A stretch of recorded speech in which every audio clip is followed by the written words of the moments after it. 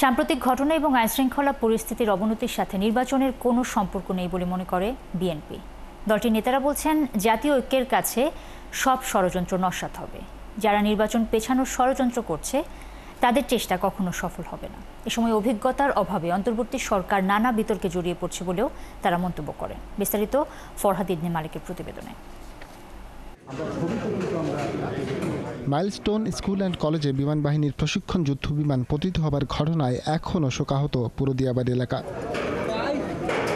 শুক্রবার বিকেলে বিমান দুর্ঘটনায় নিহত পাইলট ফ্লাইট লেফটেন্যান্ট তৌকির ইসলামের পরিবারের সাথে সেনানিবাস এলাকায় দেখা করেন বিএনপি মহাসচিব মির্জা ফখরুল ইসলাম আলমগীর। দলের চেয়ারপারসন ও ভারপ্রাপ্ত চেয়ারম্যানের পক্ষ থেকে জানান সমবেদনা। এর আগে সকালে উত্তরার দিয়াবাড়িতে মাইলস্টোন দুর্ঘটনায় নিহত তৃতীয় শ্রেণীর শিক্ষার্থী নুসরাত জাহান আনিকার পরিবারের সাথে সাক্ষাৎ করেন বিএনপির স্থায়ী কমিটির সদস্য গয়েশ্বর চন্দ্র রায়। এ সময় তিনি অন্তর্বর্তী সরকারের সমালোচনা করে বলেন, নির্বাচন যতই বিলম্বিত হবে ততই নানা ধরনের সংকট সৃষ্টি হবে।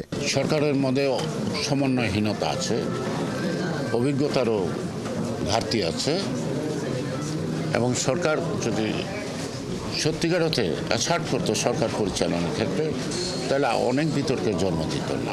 দুপুরে তুরাগ থানার নয়ানগরে একই দুর্ঘটনায় নিহত সাদিয়া আক্তারের পরিবারের খোঁজ খবর নেন স্থায়ী কমিটির আরেক সদস্য ইকবাল হাসান মাহমুদ টুকু।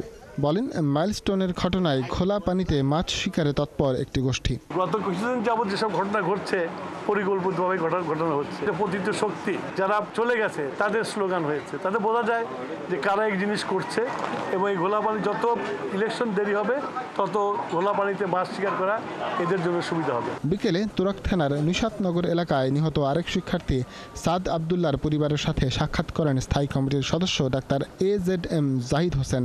বলেন, নির্বাচন বানচালের ষড়যন্ত্র ঐক্যবদ্ধভাবে রুখে দেবে জনগণ।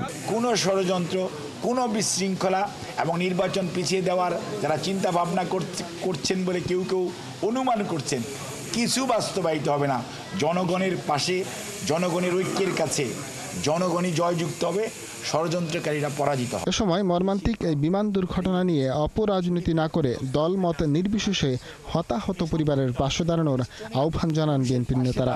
ক্ষতিগ্রস্ত পরিবারের পাশে দাঁড়ানো, সেটি হচ্ছে আমাদের দায়িত্ব এবং কর্তব্য। ফরহাদ ইবনে মালিক, ৭১, ঢাকা।